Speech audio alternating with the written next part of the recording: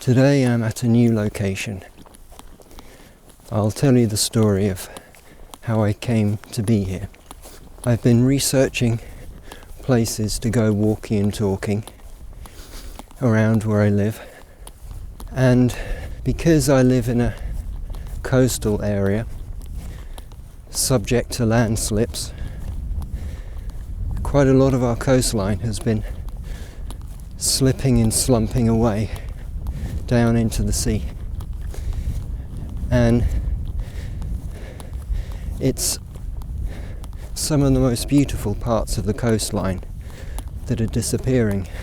So I was lamenting the loss and searching for other places to go walking and talking. I tried a nearby hill, and the flank of the hill was too steep and the top of the hill was too windy.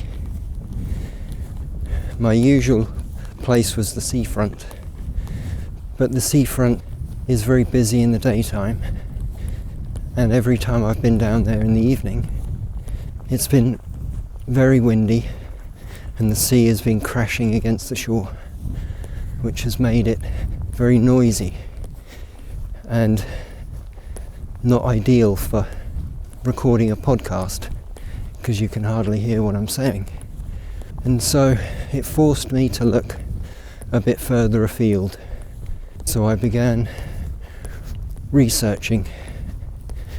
I used Google Earth and I used my Ordnance Survey map, and I found what looked like a new location, a new route. And I wasn't planning on coming here today, but the sun was shining and the sky was blue and there was hardly a breath of wind, and I felt an irresistible urge to go outside, and so I did. I caught a bus, took a short ride, and then began walking up a hill. And as I was walking up the hill with the sun on my face, my emotion, my state of being completely transformed.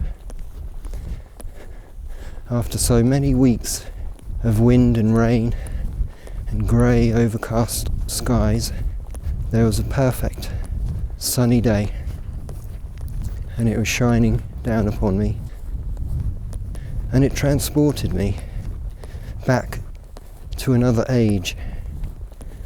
It transported me back to the first day of the school summer holidays, when I was much younger and at school, and I had been gifted 6 weeks of freedom to do with as I pleased with my friends. And one thing I would do is just go rambling, sometimes on my own or sometimes with a friend, and sometimes we took a guitar and made up little songs, and sometimes I was naughty and took some weed along, and we'd get high in the sun and play guitar in a field or a meadow or on an old bridge in the countryside. And that was the definition of carefree, of joy, of freedom. It was blissful. And today I'm transported back to that time and place, back to that feeling. It was incredible how the heaviness had accumulated. It felt like I'd been living in a grey cloud of oppression, of anxiety.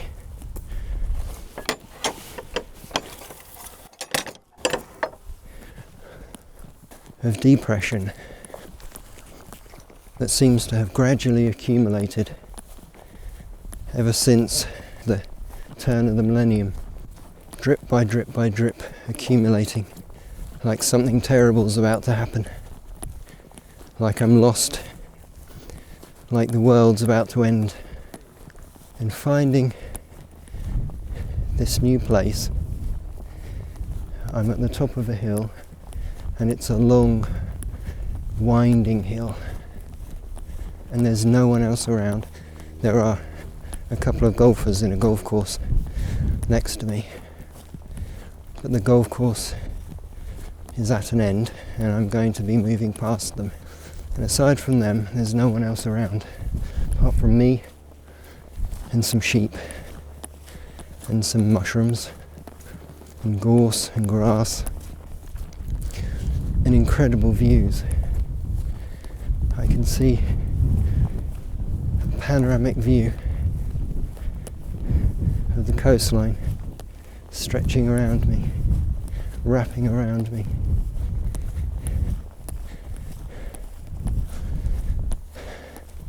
And my heart is singing. It's light as a feather.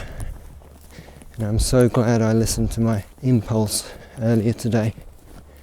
I was sitting in front of the computer, working on my novel.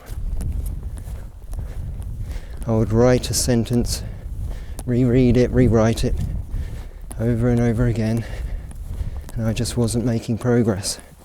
Something was wrong. Something was distracting me. And then everything started to flow. When I got up, got changed, packed my little bag and left. And as I was walking up here, I found myself slipping out of the moment, thinking, isn't this wonderful? How will I express this in a podcast that I can share? And I had to stop myself and say, no, you're losing the experience, it's slipping away. You're disconnecting from the present moment. Just enjoy it. Just walk. Just be, just experience, just soak it all in. Revel in it. This gift that has come from nowhere, so unexpectedly, which reminds me of an expression. It's a very common expression, but not everyone knows the second part. For every door that closes, a new door opens. But the second part is, but we often so lament the doors that have closed, that we fail to see the doors that have opened. And as the coastline around me has been slipping into the sea, it has forced me from my usual routine, from my usual route, from the usual boundaries of my life, further afield, beyond them. And I have found something greater than that which I'd lost. And had I not lost my usual walking routes along the coastline,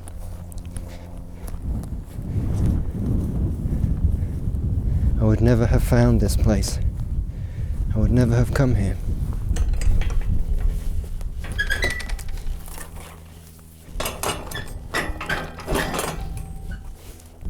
And it does feel like a new chapter. And what's best of all is that I've never been here before, and I've no idea where this path leads. I did glance at some maps, but it's not the same looking at a map as being down on the ground,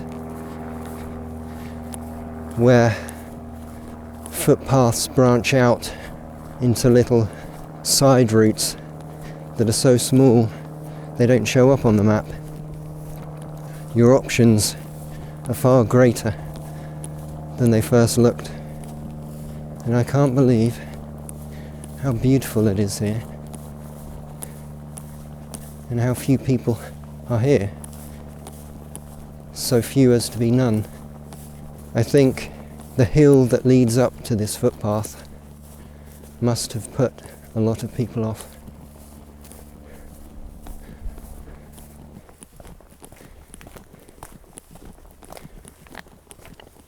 There's something wonderful about not knowing where you're going.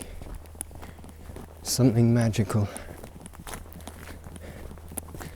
Every footstep expands your comfort zone, expands your horizons. Every footstep counteracts the anxiety and the depression and replaces it with a state of freedom. And you start to come alive again. You start to awaken again.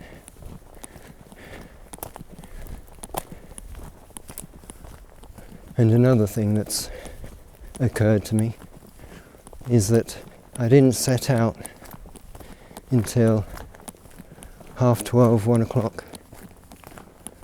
And I don't know what the time is now. I'm going to take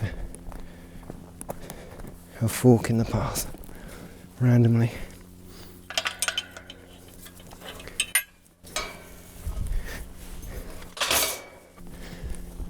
And I don't know what the time is now, but I do know, judging by the distance I've come to get here, that it's going to be dark soon, and I'm going to have to make my way back in the dark. But that really doesn't perturb me. Not at all. Adventures need a little bit of light and shadow. Otherwise they wouldn't be an adventure. They would be a dream, a utopia, a stagnant bog. Without the tides and the seasons and the day and night, there would surely be stagnation.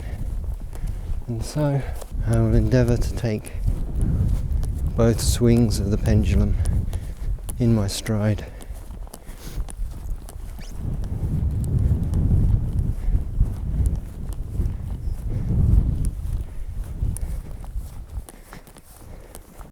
I can see for miles rolling valleys, hedgerows and old stone walls. I can see mushrooms and hawthorn bare like skeletons, and bracken the colour of bronze. Stunted windswept trees forming the hedgerows, bright crimson berries.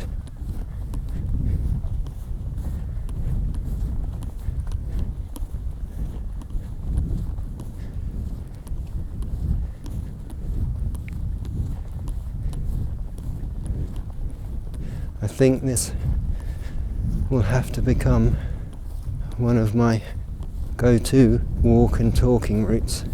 It's very exposed, so it kind of depends upon the weather.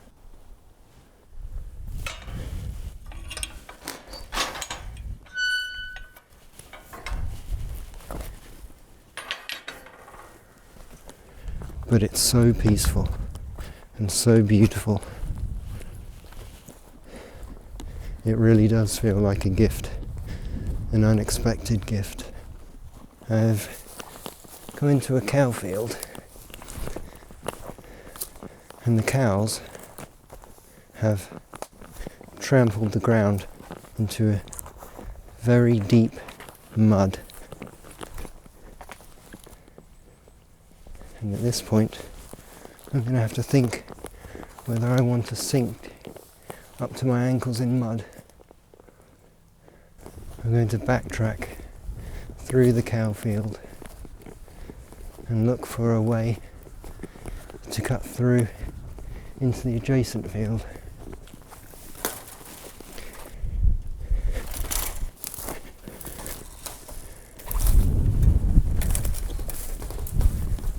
Just navigated a barbed wire fence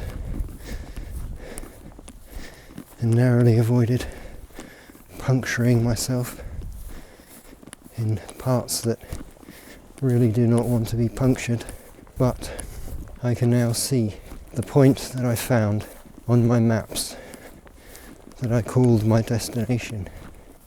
It's a monument or some stone or concrete structure.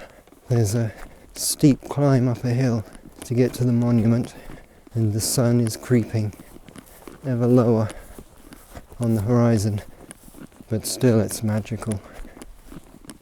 It's a struggle to believe that I've lived here for around 6 years and never knew this place existed. All the time I was experiencing wanderlust, getting itchy feet, thinking I needed to travel to Scotland or Arizona, or to just get on a train and see where it went. All that time I never realised this was virtually on my doorstep. It was a 10-minute bus journey and a half-hour walk away. There's a 6-foot fence barring me from where I want to be. I'm gonna have to climb it. Right, I'm approaching the monument. It's about 20 feet tall. It's in memory of somebody who died in 1747, Sir Robert somebody. This obelisk was struck by lightning in 1831 and severely damaged, restored in 1983. It looks like giant bricks of granite. Well, I say giant, it's not monolithic. They're maybe 4 feet by 2 feet.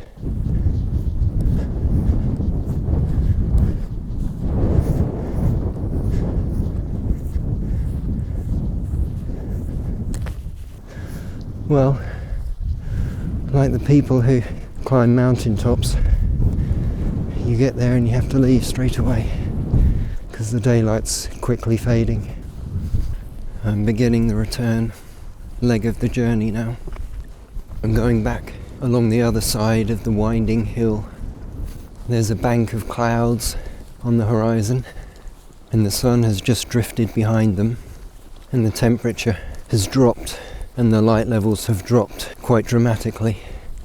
But I'm walking in the right direction and it's still wonderfully peaceful. I wonder if anyone else is dreading Christmas. I'm not sure if that makes me a humbug killjoy, but I always dread Christmas. I find it incredibly stressful. I don't think I'm the only one.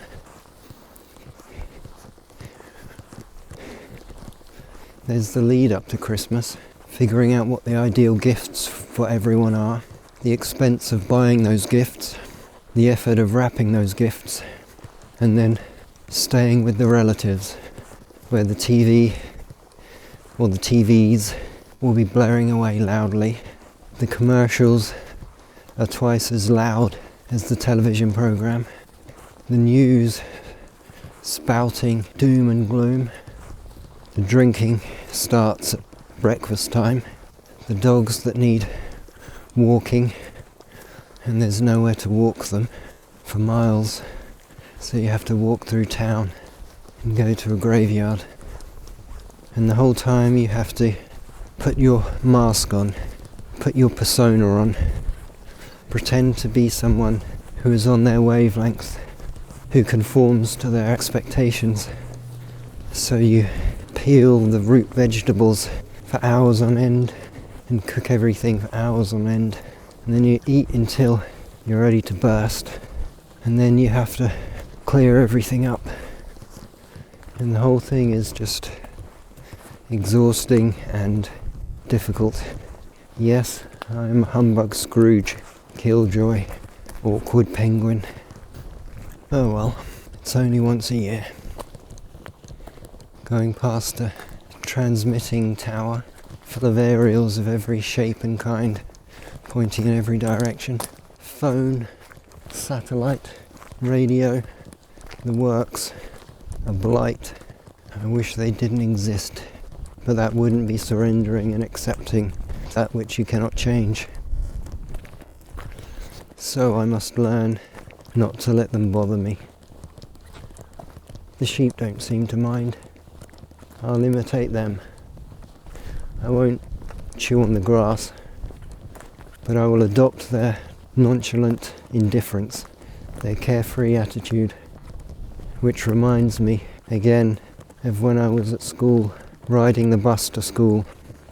I'd look out the window at the cows in the fields and wish I was one of them. So I didn't have to go to school. So I didn't have to explain why I hadn't done the homework. I didn't have to sit an exam that I hadn't prepared for.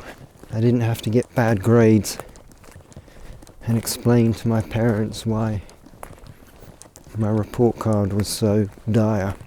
And just so that I didn't have to sit in that awful building, in those awful classrooms, doing those mindless lessons, punctuated by a loud ringing bell. And in between the lessons, what did you get? A square of concrete with brick walls on 4 sides, and they called it playtime. That was your treat, your reward for sitting silently in a classroom, memorizing and repeating pieces of information. I so dreaded school that I used to hop on the bus, but instead of go to school, I'd get off about 10 stops later, and I'd walk into a wood and I'd spend the day there. I took a tarpaulin one day. I had 2 different camps, one closer to where I lived and one further away. The nearer one, I had a tarpaulin and a blanket, and I'd take a book with me. It was usually a pulp sci-fi novel that I'd found on the bookshelf, and whatever I could scavenge to eat, and I'd spend the day there, mostly reading and sleeping. Until my parents got a visit from a social worker who had come to ask why I'd not been at school. I knew it couldn't last forever.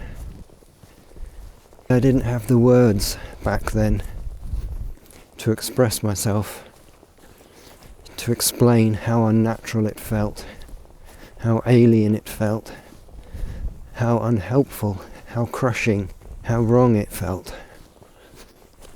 To pull on the school uniform, travel to school, sit in those mindless classes and have the life squeezed and crushed out of you.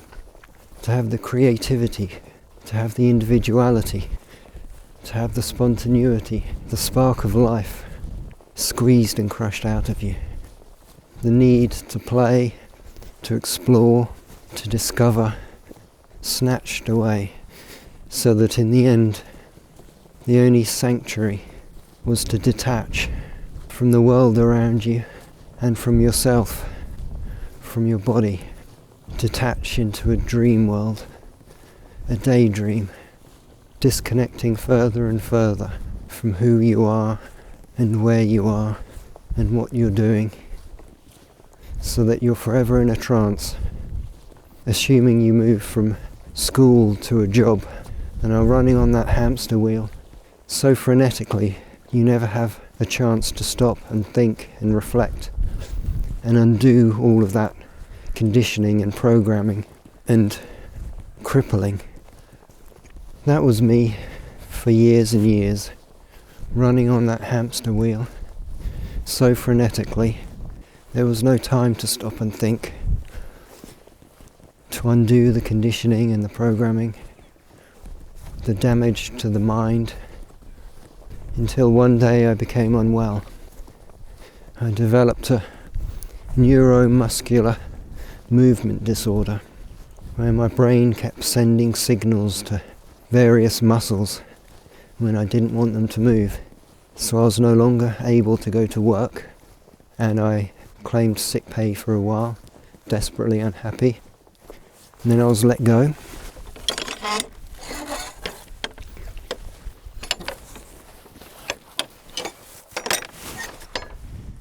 And then I had to rebuild my life because I'd lost my job, my long-term relationship, my income, my home, my independence. I had to move back in with a parent and live by their rules under their roof and rebuild my life. And it was a long and painful road, entering into a dark tunnel that meandered through a mountain. And it's only fairly recently that I've started to emerge out the other side into the light, having done decades of inner work, deprogramming, reflecting. I'm sure I'm not alone, but there was a lot of dysfunction in my family. I had an absentee father and an alcoholic mother. And before I was old enough to understand what alcohol was, I had to deal with a Jekyll and Hyde person in my mother. She would be a little bit self-absorbed in the daytime, but otherwise friendly and caring. And then suddenly she would become a monster and scream and shout and blame and abuse and threaten, kick me out of home. I was told over and over again how much I wished she was dead. I bet you wish I was dead, don't you? Why don't you just cut my throat? That was one of the mantras. And the next morning, when she seemed to be herself again, and I asked her why she was so horrible to me the day before, she would deny that she was. She would deny she said any of the things that she said, which was confusing, which makes you question your reality. Perhaps she had no memory of saying and doing those things, but I don't think she wanted to even try to remember. I don't think she wanted to own and take responsibility for that even being a possibility. She would detach from those accusations, from those questions, and consider them a delusion. And so when you have that at home, along with bullying from an elder brother, no male role model, coupled with the soul-crushing mind abuse of school and the horror from the television, Watership Down and When the Wind Blows, children's stories about rabbits being ripped to shreds by dogs and nuclear annihilation, all these things coupled together means you have your work cut out for you when you're trying to heal yourself from decades of trauma in a world where the trauma isn't recognized. It's just accepted as being normal. So the first magic trick you have to perform is realizing that the whole world is upside down, back to front, and more than a little bit sick. That the leaders of nations are upside down and back to front and more than a little sick. And corporations, and it trickles down from there and infects the whole world. And so you have to make a conscious effort to disconnect from all of those sources of soul pollution and then begin to flush them from your system and replace them with healthier sources of input, drop by drop by drop, starting to come back to civilization again, unfortunately. Back to people and traffic, but I have at least had the load lightened for a while. Helps equip you to cope with the craziness and the chaos and the ever-shifting ground. Okay, I've definitely taken a wrong turn. Time to backtrack. Traditionally, I might be upset having walked down a really, really long hill before realising that you've taken a wrong turn and have to walk back up the hill. But I'm not going to go there. This predicament reminds me, the last podcast I recorded was on the subject of unconditional happiness, a practice whereby you cultivate equanimity, contentment. Hello. And a general state of well-being, regardless of external conditions. I had just published that podcast, then everything started to go wrong. I spilt the porridge in the gap between the cooker and the kitchen countertop. I went to put honey on the porridge that I didn't spill down the gap, and the bottom fell off my squeezy honey dispenser and dumped a whole jar of honey onto my porridge. Later that day I got a bus at one of those bus stops where the buses pulled into a loop going both directions, served by the same one bus stop. I got the right number bus, but it was going in the wrong direction. And this was when I was busting to use the bathroom and hungry and thirsty, because I've been travelling most of the day. And every time one of these events happened, I reminded myself that this is the universe providing me with an opportunity to practice what I preach. It's easy to preach, it's harder to practice, and you can only do both when you're presented by opportunities to practice, to be that thing that you speak of. And I think I managed it fairly well. It's been some time since I've allowed irritation or impatience or frustration to overwhelm me. Part of me imagines there's an invisible entity that's attached itself to me. And every time I express a negative emotion, it feeds like a glutton, sucking it all in, revitalizing itself, for it's made of that energy and it needs more.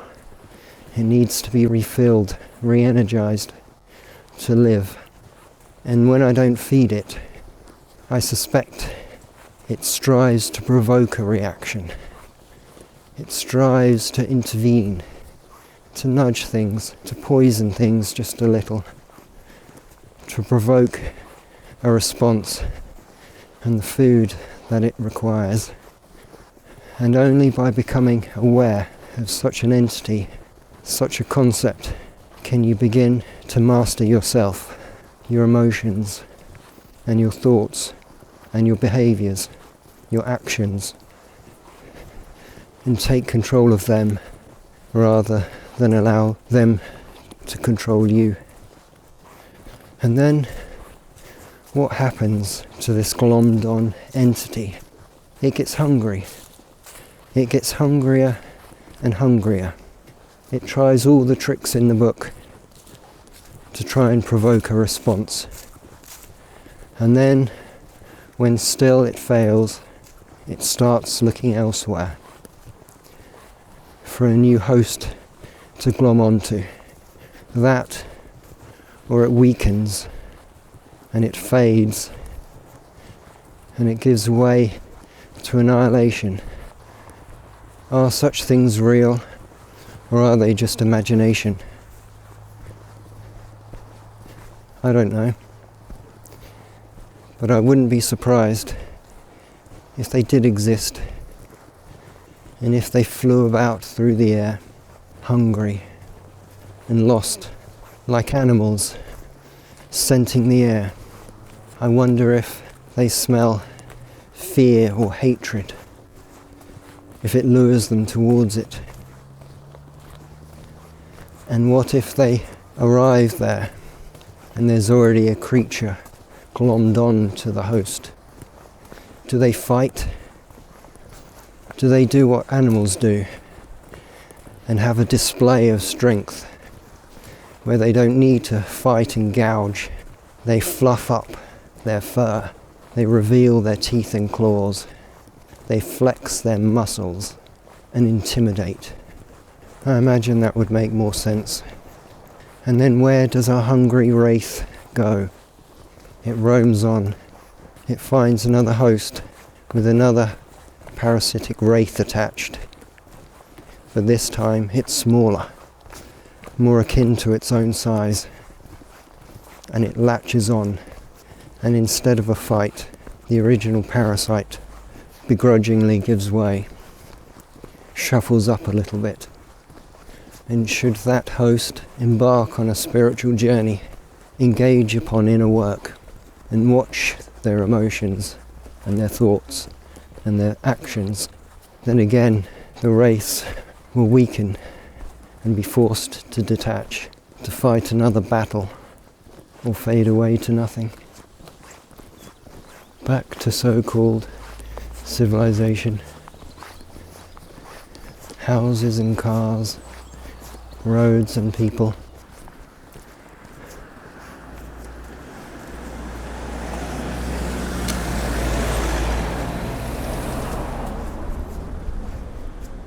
Coming to the end of a wonderful magical walk, having been driven by loss to discover new places. For every door that closes, a new door opens. But only when we don't mourn the loss of the first door closing so much that we miss the new door that opens.